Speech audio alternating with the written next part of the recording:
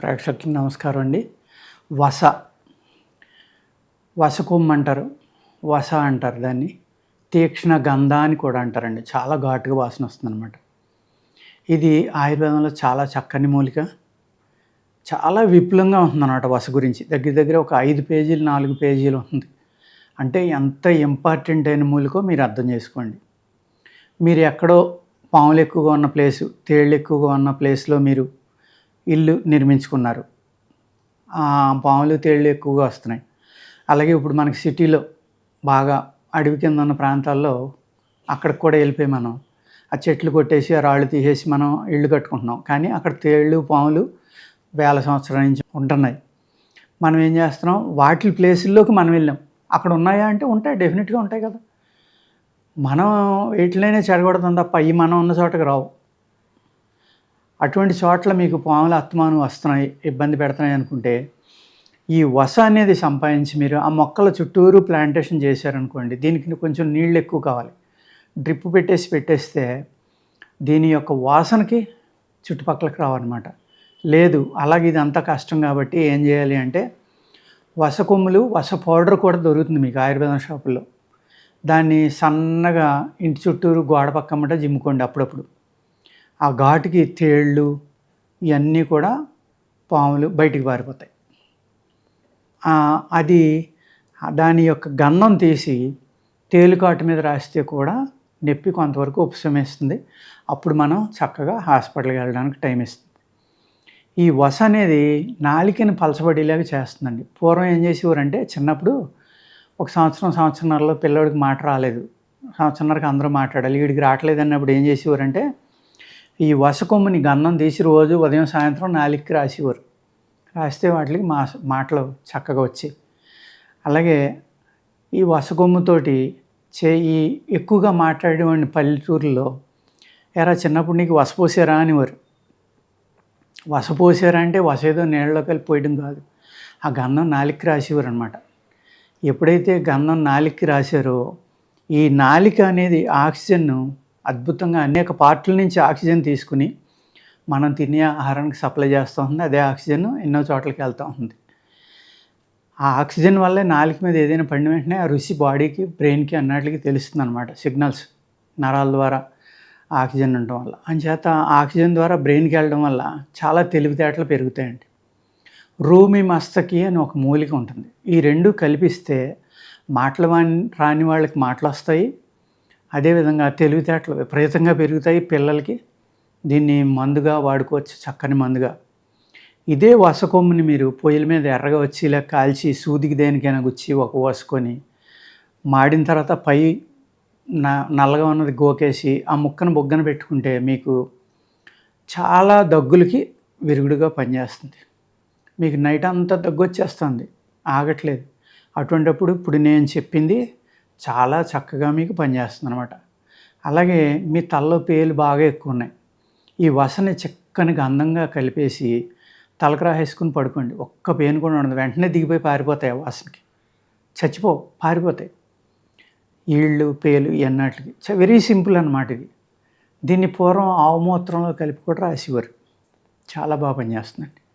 అలాగా మీకు liver enlarge అయింది, అజీర్ణంగా ఉంది, వీటికి వసని ఉప్పులో కలుపుకొని తీసుకుంటే వస పౌడర్ ఉప్పు కలిపి కొద్దిగా ఒక 10 గ్రామ్ ఒక గ్రాము నుంచి 5 గ్రాముల దాకా ఏజ్ని బట్టి బరువుని బట్టి తీసుకుంటే మీకు అజీర్ణం తగ్గిపోయి మోషన్స్ తగ్గుతాయి. అదే ఉత్తి వస మీరు ఒక 5 గ్రాముల దాకా వేడి నీళ్ళలో కలిపి తీసుకుంటే బ్రహ్మాండంగా వామిటింగ్ అవుతుంది. మీకు పొట్టలో ఉన్నదంతా బయటకు వచ్చేస్తుంది. వామిటింగ్కి పనిచేస్తుంది. మీ కడుపులో ఉన్న విషాలన్నిటికీ విరుగుడుగా పనిచేస్తుంది. తేలికాటుకు పనిచేస్తుంది. అరుగుదలని పెంచుతుంది. విషాలని తీసేస్తుంది. దాని యొక్క మొక్క ఇంటి చుట్టూరు వేసుకుంటే పాములను రాకుండా కాపాడుతుంది. ఇలాగా ఎన్ని ఉపయోగాలంటే మీకు లివర్ ఎన్లార్జ్ అయింది వాళ్ళకు కూడా వస కొమ్ములు చక్కగా నీళ్ళలో నానబెట్టి పైపెచ్చి చెక్కేసి దాన్ని ఉప్పులో ముంచి ఎండబెట్టుకోండి. అలాగా ఆ ఉప్పు యొక్క క్షారం యొక్క రసం ఏదైతే ఉందో అది లోపలికి పీల్చుకుంటే బాగుంటుంది అనమాట. అందుకు ఉప్పు నీళ్ళలో ఊరేసి కూడా తీసి మీరు ఎండబెట్టుకోవచ్చు. ఎండబెట్టుకుని దాన్ని చూర్ణం చేసుకుని కనుక తిన్నారనుకోండి, మీ అజీర్ణం తగ్గి చక్కగా మోషన్ ఫ్రీగా అయ్యి పొట్టలో ఉన్న క్రిములన్నీ పోయి ఆకలి అనేది బాగా వేస్తుందన్నమాట. పిల్లలకి ఆకలి పెంచే మందుల్లో వసక కలుపుతారండి, అనేక లేహ్యాల్లో కూడా కలుపుతారు. కానీ దీని వాసన అందరికీ ఇష్టంగా ఉండకపోవచ్చు. ఈ వసకొమ్ము యొక్క వాసన తగిలితే తాసుపాము కూడా పడుకుంటుంది, నిద్రపోతుంది, మత్తు కలగజేస్తుంది. అంటే ఆ చుట్టుపక్కలకి రాదు అసలు. ఆ వాసన తగలగానే వెనక్కి పారిపోతాయి పాములు ఇవన్నీ. దగ్గరికి వచ్చేసింది, ఆ వసకొమ్ము దగ్గరికంటే వచ్చేసింది అనుకోండి, ఆ వాసన ఎక్కువ పీల్చింది అనుకోండి, దానికి మత్తు లాంటిది వస్తుందంట. ఇవన్నీ కూడా ఆయుర్వేద గ్రంథాల్లో తెలియజేసినయే. ఓకేనండి. ఒక వసకొమ్ము చూడండి ఎన్ని రకాలుగా ఉంటుందో. నేను వస్తుగుణ దీపికలోని చాలా విపులంగా రాశారనమాట. కొన్ని పాయింట్లు మీకు చెప్తా, ఎక్కువ కాకుండా, నేను చెప్పింది కాకుండా. జలుబు చేసింది అనుకోండి, నరాలు దీని గంధం నేత్రములకు పెట్టిన కండ్ల నజ్జు హరించును, కాంతి అధికమగును. మసకగా ఉంటాయి చూడండి కళ్ళు, వాటికి పెడితే. దీని పచ్చి వేరు రసం వృద్ధులకు సత్తువనిచ్చును, నరాలకి మంచి బలాన్ని ఇస్తుంది. నరములు, మెదడు, పొట్ట, మొంతగుండె, హార్ట్, వీటిల్లో ఉన్న వాతాన్ని తగ్గించి బాడీకి వేడిని పుట్టించి, చూసారా ఎన్ని మంచి పనులు. రక్తాన్ని శుద్ధి చేస్తుంది, నరాల బలాన్ని పెంచుతుంది, బాడీకి శక్తినిస్తుంది, మెదడుకు శక్తినిస్తుంది, పొట్టకి శక్తినిస్తుంది, హార్ట్కి చాలా బలం ఇస్తుంది. ఎంత మంచి ఇదో చూడండి. అలాగే మంచి బయలును పుట్టించును, అంటే మీకు చక్కగా మోషన్ అవుతుంది. గుండె నొప్పి, పక్క నొప్పి, కడుపు నొప్పి వీణిని అణచును. శ్లేష్మంబు దగ్గును నివారించును, బలము చేయును. చలువ చేత కొద్దిగా అయ్యడి మూత్రమును కట్టును, అంటే మనకి ప్రాస్టేట్ ఎన్లార్జీ మీద, అలాగే ఫ్రీక్వెంట్ యూరినేషన్ మీద కూడా చాలా చక్కగా పనిచేస్తుంది అనమాట. అలాగే జెర్రీ, తేలు, నేను చెప్పాను కదండి, విషపురుగులు కాటు ఉన్నప్పుడు దీన్ని గంధం తీసి రాసుకుంటే చక్కగా పనిచేస్తుంది. వాతతత్వం ఉన్న వాళ్ళకి కూడా చాలా బాగా పనిచేస్తుంది. వాత నొప్పులు ఉంటాయి చూడండి, అటువంటి వాళ్ళు ఈ కషాయం తాగటం వల్ల కూడా కొంతవరకు వాత నొప్పులు తగ్గుతాయి. గుండె నొప్పి, పక్కసోల అంటే డొక్కల్లో నొప్పి వస్తూ ఉంటుంది ఈ ప్రాంతంలో కొంతమందికి, వాళ్ళకు కూడా ఇది చక్కగా పనిచేస్తుందండి. దీన్ని డైరెక్ట్గా తినలేకపోతున్నాం.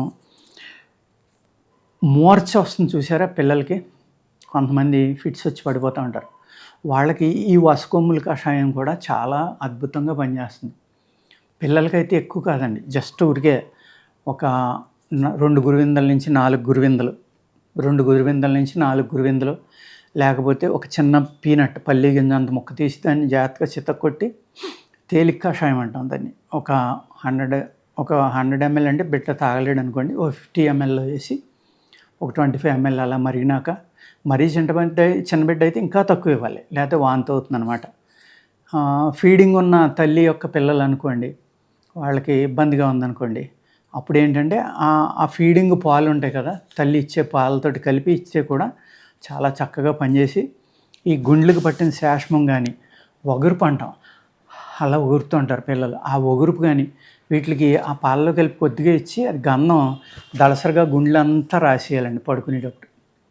అలా రాసేస్తే కనుక చాలా చక్కగా ఆ ఒగురుపు, గుండెలకు పట్టిన శ్లేష్మం అంతా కరిగిపోయి బయటికి వెళ్ళిపోయి పిల్లోడు శ్వాస చక్కగా తీసుకుంటాడనమాట. ఎప్పుడైతే దగ్గు మీద పనిచేసి ఊపిరితిత్తుల్లో ఉన్న ఇది తగ్గి శ్లేష్మం బయటికి వెళ్ళిపోయిందో, మీ బ్రెయిన్కి కూడా చక్కగా ఆక్సిజన్ అంత తెలివితేటలు పెరుగుతాయి. అందుకనే దీన్ని తెలివితేటల కోసం వాడేవారు అనమాట. అలాగే లో జ్వరం అంటే ఇంటర్నల్ ఫీవర్స్ మీద చాలా బాగా పనిచేస్తుందండి. దీన్ని అంటే చాలా పేజీలు ఉంది ఇది. బ్రాంకైటిస్ అని, హిస్టీరియా అని, న్యూరో ప్రాబ్లమ్స్ అని, హృదయ పడిపోవటం, ఇలాగ ఎన్నో వాటికి అనమాట.